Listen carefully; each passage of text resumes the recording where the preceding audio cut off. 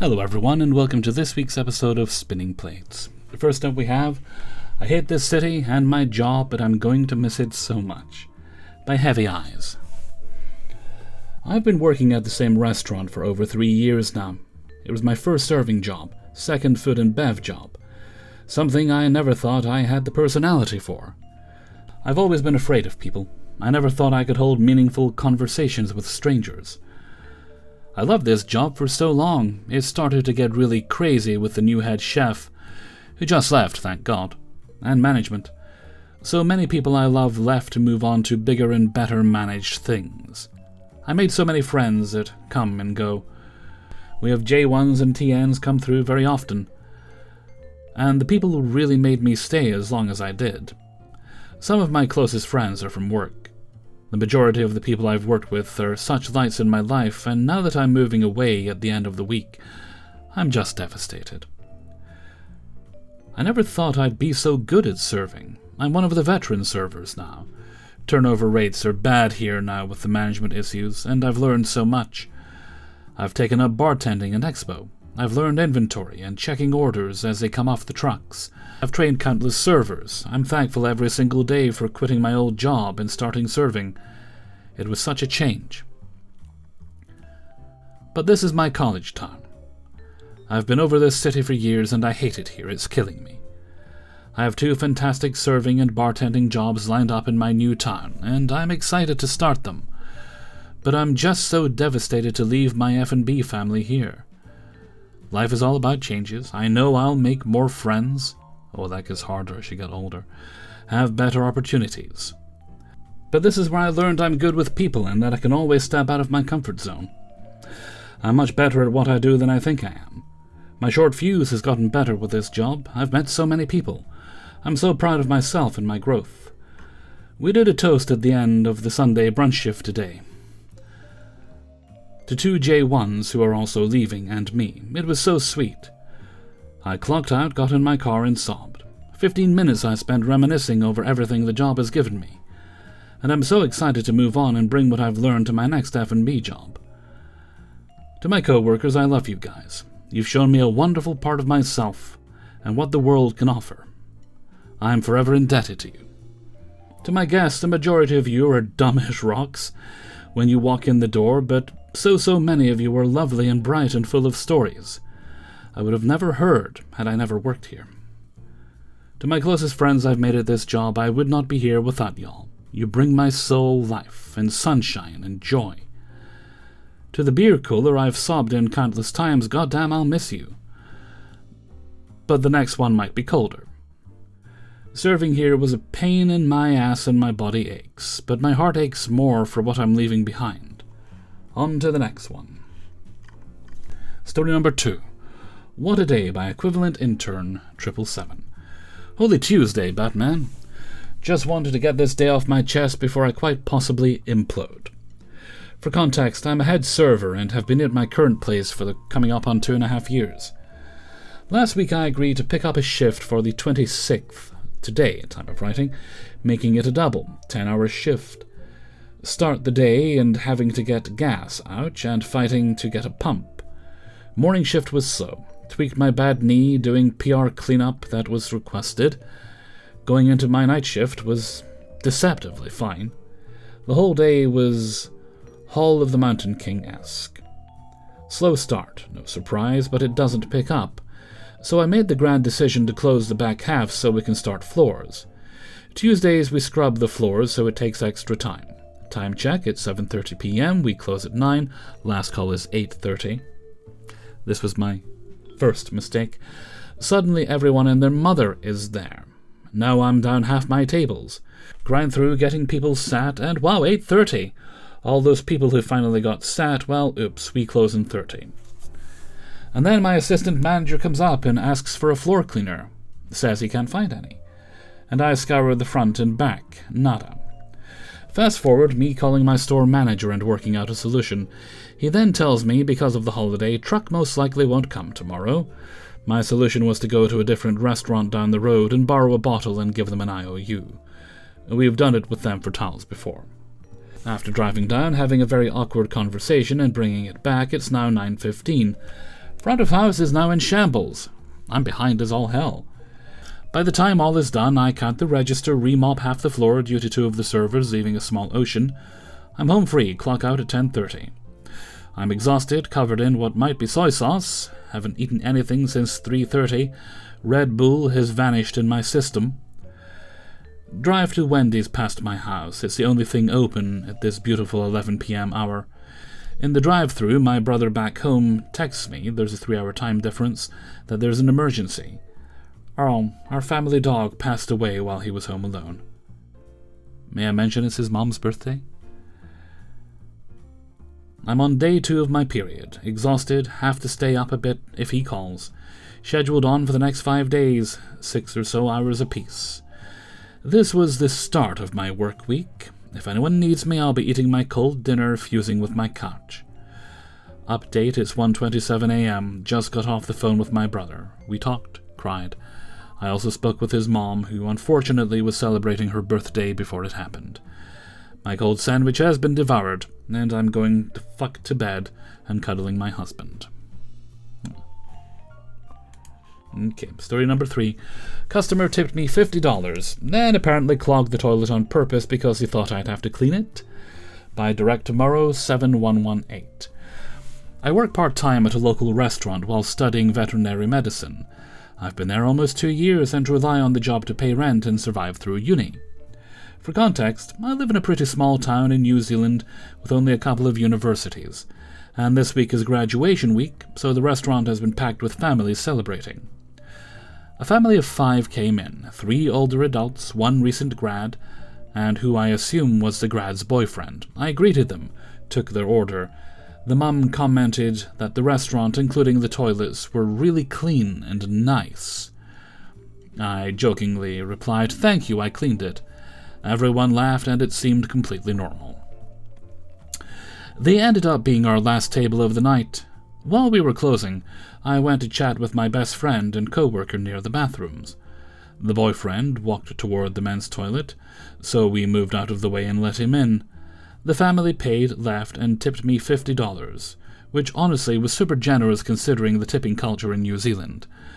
Then a few minutes later, my co-worker told us the men's toilet was clogged. I went to check, and someone had apparently pulled half an industrial-sized roll of toilet paper into the toilet and flushed it. It looked very intentional, not like someone accidentally used too much toilet paper. The timing also makes me think it was the boyfriend specifically, because he was the only one who went in there right before we left. The weird part is, it almost feels like he did it because of my joke about cleaning. Like some bizarre, "oh yeah, then clean this" type of thing. What confuses me? Everyone laughed at the joke. The family was kind the entire time, they tipped well, and then this happens. Oh, I'll bet he doesn't tip when he's paying the bill. I know exactly who this guy is because the town and uni community are small, and I'm not planning on publicly naming him or anything. I'm mostly just sitting there wondering why someone would go out of their way to do something so petty to a service worker, because some people are just nasty. I wish there was a better, more logical explanation, but some people just are. Has anyone else experienced customers doing weird, passive-aggressive stuff like this for absolutely no reason? So weird, especially as he probably wasn't the one that paid. Alright, story number 4. I want to talk to a manager, because we're out of their favourite fries. By Maleficent Arm 3720. I work as a server at a country club, so we deal with rich people and golfers all day, and we have the same 40 to 50 people at some point throughout the week. Most of our regulars are nice, especially the parents with young kids, but some of the older folks can be entitled sometimes, as if our life's purpose is to serve them. Funny wording as a server, but you know what I mean. There's this group that comes in together a lot, about 7 of them, and I end up taking care of them most times they come in. I know who they are. They're always asking for things and are kind of a bunch of Karens and walk out their checks 95% of the time, since everything gets charged to their member number and taken from their allowance and not a credit card, whatever. They love shoestring fries, and when we brought them back, they were ecstatic. Everyone would get this side of fries with their entree. I've made the mistake of giving them our seasoned steak fries when they tell me they want crispy fries instead of the shoestring fries.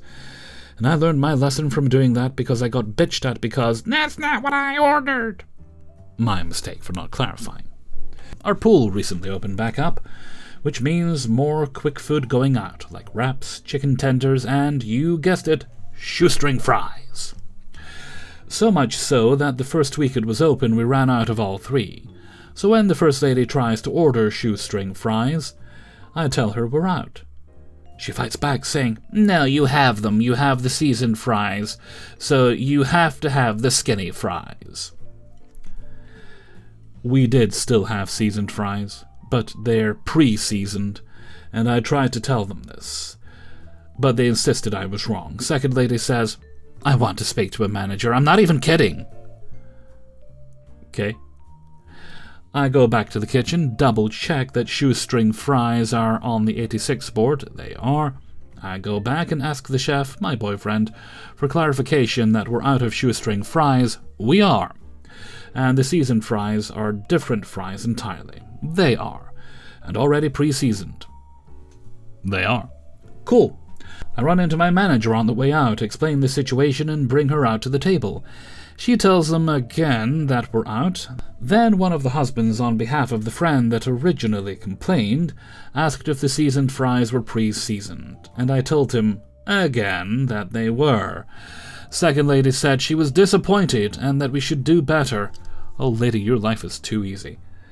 Sure, kitchen could have ordered more in preparation for when the pool opened, but we're still pretty slow throughout the week, and most tickets we were getting before that for beer and apps for the golfers coming in after being out on the course. They all ended up getting tater tots as their sides, and after getting all their food to them, the husband of the First Lady pulls me aside and asks if I'm okay, apologizes about the ladies, and said they can be snippy sometimes because they're women. Buddy, you were doing so well. I reassure him I was fine. I know how they can be, and just moved on. Those particular customers, I'm assuming, not women in general. They spent 4 hours drinking and playing card games and just making my night drag on. Another lady telling me I made her friend's whiskey and coke wrong 3 times, and that's how he ordered it from me initially, saying there's no coke in it, but asking for a glass of coke on the side. Knocking a drink over and moving tables after a spill, walking out on their bills, etc., until about 30 minutes past closing, pretty normal for them, if not an early night for them. But there was no bartender, so I had to stay until they were gone. Usually the folks at the club are more understanding, but that's genuinely the first time I've had any of them ask for a manager for any reason, all because we were out of their favorite fries, and couldn't comprehend the other fries were different ones entirely, despite knowing they don't like the texture of the other ones. Fifth and final story. Any redemption stories? By Unimpressed Alien. Hi all, I wanted to share something that happened at my job a few nights ago. A couple of weeks ago, I had a two-top with a father and his teenage son. Our interactions were relatively okay, as he asked for recommendations, since he's usually a regular, but he had never seen me before and wanted to try whatever I said. This was on a Friday night, I think, and we were pretty busy. I only brought out their drinks while food runners ran their entrees, and throughout the night I had a party, and that was way too busy to run to the kitchen at the moment. I go to check in on my table and ask if everything was okay. The dad doesn't say anything, and I assumed he hadn't heard me, so I asked if everything came out all right. He says no and avoided eye contact with me. I asked what I could do to fix his experience for him. Was it the food, service, wait time? He seemingly checks out of the conversation and is visibly pissed off but not responding. I'm nervous at this point because he was like the opposite of this when I greeted him. I tell him that I was going to grab my manager because I never wanted someone to leave unhappy. The manager on duty is the type of person who never wants to do work. When I tell y'all I had to practically beg her to talk to my table because he was no longer speaking with me. She ends up going over there. By this time I realized my anxiety had skyrocketed as I was under the assumption I did something wrong. I was still a beginner during this time, so I felt overwhelmed. My supervisor comes back to the kitchen and tells me she's comping their meals since they're regulars. I asked if he said anything about me that I may have done wrong. She said no. It was mostly the people running my food. Most of our runners kind of lack hospitality and just drop plates off and leave with no interaction with guests. That sounds ideal. So I understood. Anyways, he and his son end up leaving, and for the rest of the night, I kept feeling like a fuck-up, and it killed my confidence. I know it's just a job, but I struggle with a panic disorder and forgot to take my meds. Fast forward to a few nights ago. I'm heading to my section to grab a check, and as I'm walking to my section, this guy stops me and asks if I remember him. I told him it's hard for me to remember faces, but after he explained I had served him before, it clicked for me. He was sitting at the bar and actually apologizes for what happened that night. He emphasizes that it wasn't me, and was just a lot going on at the time. I agreed and mentioned how it was a lot happening in the restaurant for me too, so I didn't blame him for what happened. I told him I appreciated him apologizing and restating that I hadn't messed up. He then says he felt like he didn't give me enough money last time. I cannot remember if that's true or not. Don't argue if they're giving you money. And pulls out a 20 and gives it to me. I asked if he was sure because I literally did nothing for him. You allowed him to bellyache and, make himself feel better for apologizing. From when he was at the bar, he said yes, and he just wanted to make up for it. He left after that. I felt good for the rest of the night. Long story short, I have never experienced a guest coming back and making amends in my 7+ years of service. Anybody have any similar stories? I can recall only one time. I never worked in a restaurant, but I did work retail, and I can recall only one time a customer came into the store. They got kind of angry and arrogant with. It was actually my sister. We actually worked in the same place at the time over something they wanted, and we had to explain to them we didn't have it, and I think probably pointed out where they could get it. And they then get a little aggravated about that and eventually leave displeased. I still occasionally see this guy, and he came back in about an hour or so later apologizing because seemingly he had checked elsewhere and been corrected on his assumption that the thing he wanted was in this store and it wasn't. I think it was a replacement card or a key for electricity or something like that. And that is the first and only time I recall someone having enough humility to apologize. But I always remember him, and I've never forgotten that he did it in the first place. Like, buddy, what are you even arguing over at this point? We're telling you we don't have the thing. Hey, anyway, that brings us to the end of today's video. One more to go, then editing. And tomorrow I have a COVID vaccine. Kind of weird they're doing it in the summer this year. I usually only get them at the end of the year, but COVID vaccine tomorrow. So I want to get work cleared out so I can just veg on the sofa when I get home. I will purchase snacks. Big thanks to everyone who allowed me to use their stories. If you'd like to support the channel, you can sign up for my Patreon page. It's down in the description. Just $1 or more, whatever you're comfortable with supporting, gets you early access to all the videos at once on Monday. They actually seem to be getting a little better with how they're processing the payments. It was a bit dodgy at first because they changed their system, but they seem to be getting a little quicker, which is good. Let me see. Patreon. There's also a link to my merchandise store over on Teespring, then my Discord server, my Threads account, and my email. If you need to contact me for any reason, that's kingofthecities@gmail.com. That's everything for now. So until next time, thank you very much for watching, and take very good care of yourselves. Bye-bye.